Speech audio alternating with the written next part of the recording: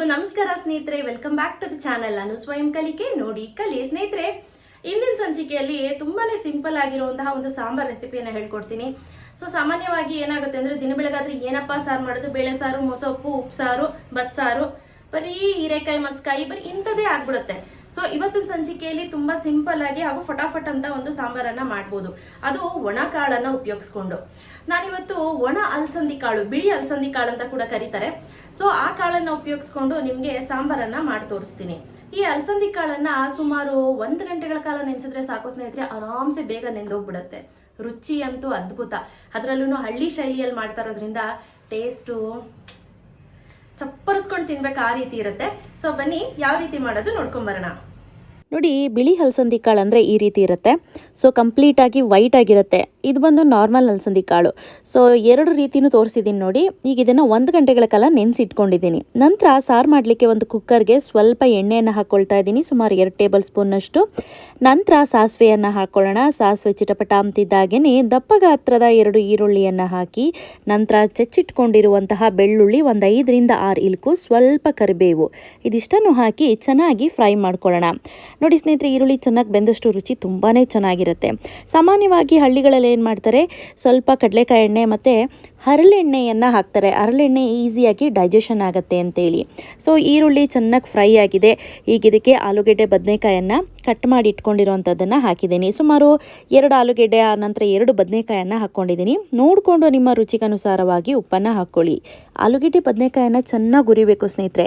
ಚೆನ್ನಾಗಿ ಹುರಿದಿಲ್ಲ ಅಂದರೆ ಬದನೆಕಾಯಿ ಕನೆ ಬರುವಂಥ ಸಾಧ್ಯತೆ ಇರುತ್ತೆ. ಸೊ ಹಾಗಾಗಿ ಇದನ್ನು ಚೆನ್ನಾಗಿ ಎಣ್ಣೆಯಲ್ಲಿ ಹುರಿಬೇಕು. ಈ ರೀತಿ ಚೆನ್ನಾಗಿ ಹುರಿದ ನಂತರ ನಾನೇನು ಮಾಡ್ತೀನಿ, ನೆನೆಸಿಟ್ಕೊಂಡಿರುವಂಥ ಅಲಸಂದಿ ಕಾಳು ಏನಿದೆ ಅದನ್ನು ಹಾಕ್ಕೊಳ್ತಾ ಇದ್ದೀನಿ. ಈ ನಾರ್ಮಲ್ ಅಲಸಂದಿ ಕಾಳು ಬರುತ್ತೆ ನೋಡಿ, ನಾಟಿ, ಅದನ್ನು ಕೂಡ ಹಾಕ್ಕೋಬೋದು, ಏನು ತೊಂದರೆ ಇಲ್ಲ. ಸೊ ಸುಮಾರು 1 ಗಂಟೆ ನೆನೆಸಿದ್ದೀನಿ ನಾನಿಲ್ಲಿ ಅಲಸಂದಿ ಕಾಳನ್ನು. ಈಗ ಇದನ್ನು ಚೆನ್ನಾಗಿ ಸ್ವಲ್ಪ ಎಣ್ಣೆಯಲ್ಲಿ ಹುರ್ಕೊಳ್ಳೋಣ. ಸುಮಾರು ಒಂದು 3 ರಿಂದ 4 ನಿಮಿಷ ಚೆನ್ನಾಗಿ ಎಣ್ಣೆಯಲ್ಲಿ ಹುರಿದ್ರೆ ಆಯಿತು. ಅಷ್ಟರಲ್ಲಿ ನಾನೇನು ಮಾಡ್ತೀನಿ, ಒಂದು ಮಸಾಲೆಯನ್ನು ರುಬ್ಕೊಂಡು ಬರಬೇಕು. ಮಸಾಲೆಗೆ ಏನೆಲ್ಲ ಬೇಕು ಅಂದರೆ, ಒಂದು ಮಿಕ್ಸಿ ಜಾರ್ಗೆ ಒಂದು 4 ಟೊಮೆಟೊನ ನಾನಿಲ್ಲಿ ಬಳಸ್ತಾ ಇದ್ದೀನಿ. ಸುಮಾರು 2 ಟೇಬಲ್ ಸ್ಪೂನ್ನಷ್ಟು ಬೇಳೆ ಸಾರಿನ ಪುಡಿಯನ್ನು ಹಾಕ್ಕೊಳ್ತಾ ಇದ್ದೀನಿ. ಇದರ ಲಿಂಕನ್ನು ಡಿಸ್ಕ್ರಿಪ್ಷನ್ ಬಾಕ್ಸಲ್ಲಿ ಕೊಟ್ಟಿರ್ತೀನಿ, ನೋಡಿ ಚೆಕ್ ಮಾಡ್ಕೊಳ್ಳಿ. ಈಗ ಇದೆರಡನ್ನು ನುಣ್ಣಗೆ ರುಬ್ಕೊಂಡು ಬರೋಣ ಸ್ನೇಹಿತರೆ. ಎಸ್ ನೋಡಿ, ಈ ರೀತಿ ನುಣ್ಣಗೆ ರುಬ್ಕೊಂಡು ಬಂದಿದ್ದೀನಿ. ಈಗ ಇದನ್ನು ತೆಗೆದುಕೊಂಡೋಗಿ ಡೈರೆಕ್ಟಾಗಿ ಚೆನ್ನಾಗಿ ಅಲಸಂದಿ ಕಾಳು ಹುರಿದಿರತ್ತಲ್ವ, ಇದಕ್ಕೆ ಹಾಕೊಂಡ್ಬಿಡೋಣ. ತುಂಬಾ ರುಚಿಯಾಗಿರುತ್ತೆ ಈ ಸಾರಂತೂ. ಅದ್ಭುತವಾದ ರೆಸಿಪಿ, ಮುದ್ದೆ ಜೊತೆ ಸೂಪರ್ ಕಾಂಬಿನೇಷನ್ನು. ಈಗ ನೋಡಿ, ಈಗ ರುಬ್ಬಿರುವಂತಹ ಟೊಮೆಟೊ ಹಾಗೂ ಸಾರಿನ ಪುಡಿ ಮಿಶ್ರಣನ ಹಾಕ್ಕೊಂಡು ಎಷ್ಟು ಬೇಕಷ್ಟು ನೀರನ್ನು ಹಾಕಿ ಹೆಚ್ಚಿಸ್ಕೊಳ್ಳಿ ಸ್ನೇಹಿತರೆ. ಇನ್ ಕೇಸ್ ನಿಮಗೆ ಇನ್ನೊಂದು ಸ್ವಲ್ಪ ನೀರು ಬೇಕು ಅಂದರೆ ನೀರನ್ನು ಹಾಕಿ ಹೆಚ್ಚಿಸ್ಕೋಬೋದು. ಯಾಕಪ್ಪ ಅಂದರೆ ಇವಾಗ ನಿಮಗೆ ಸ್ವಲ್ಪ ಗಟ್ಟಿ ಇರಲಿ ಅಂತ ಅನ್ನಿಸ್ಬೋದು, ಇದು ಕೂಗಿದ ನಂತರ ಇನ್ನೂ ಗಟ್ಟಿಯಾಗುತ್ತೆ.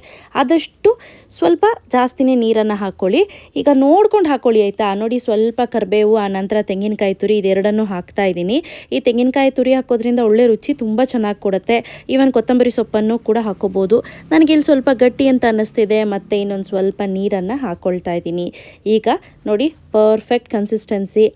ಎಸ್, ನೋಡ್ತಾ ಇರ್ಬೋದು. ಈಗ ನಿಮಗೆ ಸ್ವಲ್ಪ ನೀರು ಥರ ಅನ್ನಿಸ್ತಿದೆ, ಬಟ್ ಕುಕ್ಕರ್ ಕೂಗಿದ್ಮೇಲೆ ಇದು ಸ್ವಲ್ಪ ಗಟ್ಟಿ ಆಗುತ್ತೆ. ಈಗ ಮೇಲ್ಗಡೆ ಲಿಡ್ಡನ್ನು ಕ್ಲೋಸ್ ಮಾಡಿ ಸುಮಾರು 3 ವಿಷಿಲನ್ನು ತೆಗೆದುಕೊಂಡು ಬರಬೇಕು. ನೆನಪಲ್ಲಿರಲಿ, 3 ವಿಷಿಲ್ ಬೇಕೇ ಬೇಕಾಗುತ್ತೆ.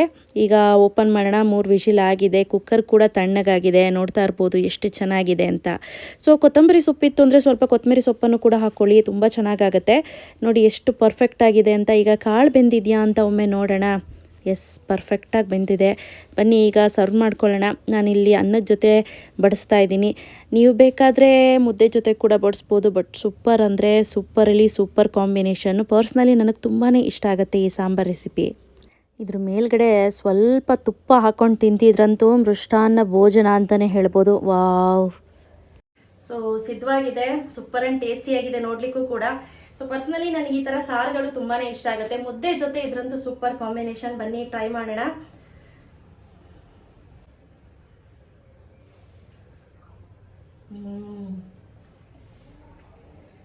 ಮೃಷ್ಟಾನ್ನ ಭೋಜನ ಸಖತ್ ಅಂದ್ರೆ ಸಖತ್ ರುಚಿಯಾಗಿದೆ. ನನಗೆ ಈ ತರ ಸಾರುಗಳು ತುಂಬಾನೇ ಇಷ್ಟ ಆಗುತ್ತೆ. ಮತ್ತೆ ಈ ಕಾಳುಗಳು ಅಷ್ಟೇ ಸಂಪೂರ್ಣವಾಗಿ ಬೆಂದಿದೆ. ನಾನು ಕೇವಲ 1 ಗಂಟೆಗಳ ಕಾಲ ಮಾತ್ರ ನೆನೆಸಿರೋದು. ಬೇಕಪ್ಪ ಅಂದ್ರೆ ನಿಮ್ಗೆ ಟೈಮ್ ಇತ್ತು ಅಂದ್ರೆ ಇನ್ನೂ ಸ್ವಲ್ಪ ಹೊತ್ತು ನೆನೆಸಿ. ಎಸ್, ನೋಡಿದ್ರಿ ಅಲ್ವಾ, ಇವತ್ತಿನ ತುಂಬಾ ಸಿಂಪಲ್ ರೆಸಿಪಿ. ಹೇಗೆ ಒಣ ಅಲಸಂದಿ ಕಾಳನ್ನು ಉಪಯೋಗಿಸ್ಕೊಂಡು ಹುಳಿ ಮಾಡೋದು ಅಂತ. ಇವತ್ತು ನನ್ನ ವಿಡಿಯೋ ನಿಮ್ಗೆಲ್ಲರಿಗೂ ಇಷ್ಟ ಆಗಿದೆ ಅಂತ ಅನ್ಕೊಳ್ತೀನಿ.